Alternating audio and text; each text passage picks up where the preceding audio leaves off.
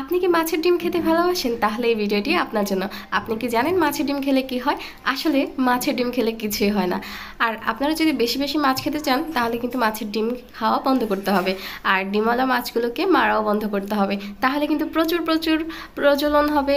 তারপর হচ্ছে গিয়ে অনেক অনেক মাছ হবে। তাহলে কিন্তু আপনারা প্রচুর প্রচুর মাছ খেতে পারবেন। আর আপনাদেরকে ফ্রিজে রাখা একদম পুরনো পুরনো মাছ খেতে হবে না। তো নতুন নতুন মানে তাজা মাছের টেস্ট কিন্তু অনেকেই জানে না। যারা আমরা ঢাকা থাকি তারা জানি না। তো মাছের ডিম তো আমরাও খেতে অনেক বেশি ভালোবাসি, কিন্তু ডিমওয়ালা মাছ ধরার কারণে কিন্তু বাংলাদেশে এই পর্যায়ে এসে মাছ কিন্তু অনেক কমে গেছে। আমরা এর জন্য কিন্তু তাজা মাছ খেতে পারছি না, তাই না? তাজা মাছের স্বাদ কিন্তু খুবই টেস্টি। যারা খেয়েছে, যারা খাচ্ছে তারা কিন্তু জানে। তো যাই হোক, আজকে যেহেতু আমাদের বাসায় মাছ এনেছিল আর কাটার পরে দেখেছি অনেকগুলো ডিম, তো এই ডিমগুলো দিয়ে আজকে আপনাদের সাথে একটা রেসিপি শেয়ার করব। খুবই ঝটপট একটা ইজি রেসিপি, দেখে আপনাদেরও খুব ভালো লাগে। জিভে জলানো একটা রেসিপি, যেটা কিনা শুধুমাত্র গরম ভাতের সাথে খেতেই দুর্দান্ত লাগে। তো এই যে প্রথমে আমি এখানে নিয়ে নিয়েছি মাছের ডিমগুলো। এগুলো হচ্ছে গিয়ে সরপুঁটি মাছের ডিম। মাছের ডিম দিয়ে অনেকে অনেক ধরনের আইটেম করে, আমার কাছে কিন্তু এই রেসিপিটা কিন্তু খুবই ভালো লাগে। এটা আমার মাও তৈরি করে, তো আজকে আমিও আপনাদের সাথে শেয়ার করলাম। আর এখানে মাছের ডিমগুলোকে অবশ্যই লেবুর রস আর হচ্ছে একটুখানি লবণ দিয়ে ভালো করে ধুয়ে নিতে হবে। আর এই যে মাছের ডিমগুলোকে আমি জলটা ঝরিয়ে নিয়েছি।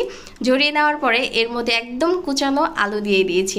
এই আলুগুলোকে আমি বটি দিয়ে কুচিয়েছি। অনেকে কিন্তু বটি দিয়ে কুচাতে কিন্তু কমফোর্টেবল ফিল করে, আবার অনেকে হচ্ছে গিয়ে ছুরি দিয়ে বা চাকু দিয়ে কাটতে খুব কমফোর্ট ফিল করে। তো আমি বটি দিয়ে কাটতে খুব কমফোর্ট ফিল করি, তারপরে বটি দিয়ে আমি কেটে নিয়েছি।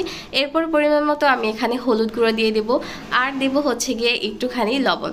এগুলো দিয়ে খুব ভালো করে আমি মাছের ডিমগুলোকে একটু চটকে নেব। আর অবশ্যই এর সাথে একটুখানি আটা দেবেন। আর আপনারা যারা একটু চালের গুঁড়ো খেতে মচমচে পছন্দ করেন, আর এই রেসিপিটাও কিন্তু খুবই মচমচে হয়, কিন্তু চালের গুঁড়ো দিয়ে যদি আরেকটু ক্রিস্পি করতে চান তাহলে চালের গুঁড়ো দিতে পারেন, অথবা ডাল বাটাও দিতে পারেন। আমি এখানে আটা দিয়ে তৈরি করে দেখাচ্ছি। তো এগুলোকে আমি খুব ভালো করে মথে নেব, মানে একটু চটকে নেব। অনেক সময় এই যে ডিমগুলো দেখুন এরকম লম্বা লম্বা থাকে, সেগুলোকে চটকে নিলে খুব ভালো হয়। তো ডিমগুলোকে খুব ভালো করে আলু দিয়ে চটকে নিয়েছি।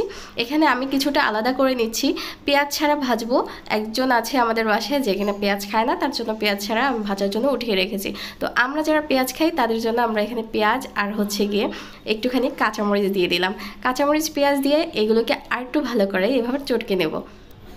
ডিমগুলোকে চটকে এভাবে ছাড়িয়ে ছাড়িয়ে নিয়েছি আলুর সাথে, দেখতে কিন্তু খুবই ভালো লাগছে, একদম ভর্তা ভর্তা হয়ে গেছে এগুলো।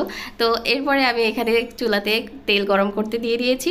চুলাতে তেল গরম করতে দেওয়ার পরে আপনারা চাইলে আরেকটু শুকনো শুকনো করে ভাজতে পারেন। আমি এখানে বেশি শুকনো করব না, শুকনো করতে গেলে আরেকটু আটা দিয়ে শুকনো শুকনো করতে হবে। কিন্তু আমি যেহেতু এখানে ডিমের বড়া বাচ্ছি, তো ডিমটা অনেক সুন্দর একটা শুকিয়ে যাবে, একটু পরে কিন্তু এটা দলা পাকিয়ে যাবে।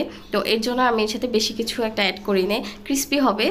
অল্প কিছু ইউজ করলে, অল্প আটা অল্প ময়দা এগুলো ইউজ করলে কিন্তু বড়াটা খুব সুন্দর ক্রিস্পি হয়। তো বড়া বা পাকোড়া খুবই ক্রিস্পি হয়। তো এই জন্য আমি এখানে আলু যেহেতু দিয়েছি, আলুটাকে খুব ভালো করে ভাজবো, ক্রিস্পি করব। এই জন্য এখানে হচ্ছে গিয়ে চামচ দিয়ে অল্প অল্প করে ছোট ছোট করে দিয়ে দিচ্ছি। আর এই যে দেখুন ফ্রাই প্যানের ভিতরে কিন্তু এগুলো কি সুন্দর উঠে যাচ্ছে, দেখতে খুবই ভালো লাগছে। আমি একটু উল্টে পাল্টে দিচ্ছি। এরপরে এটাকে ব্রাউন করে খুব লাল লাল করে ভেজে নেব। এটা অলরেডি কিন্তু সোনালি কালার হয়ে গেছে, আমি একটু লাল লাল করে ভেজে নেব। এর কিন্তু খুবই সুন্দর একটা ঘ্রাণ আসছে, দেখে আমার কিন্তু খুবই ভালো লাগছে যখন ভাজছিলাম। তো আপনারা যারা এইভাবে করে খান নেই তারা কিন্তু একবার খেয়ে দেখবেন, দেখুন কত চমৎকার লাগছে দেখতে, খুবই খুবই ভালো লাগছে দেখতে। এটা কিন্তু শুধু শুধু কিন্তু আমাদের বাসায় সবাই কিন্তু খেয়ে ফেলেছে, ভাতের সাথে খাওয়ার জন্য কিন্তু আমাকে আরেকবার ভাজতে হয়েছে। তো যাই হোক, আপনাদের এই ভিডিওটি কেমন লেগেছে জানি না, আমার কিন্তু ভীষণ ভালো লাগছে আপনাদের সাথে শেয়ার করতে পেরে।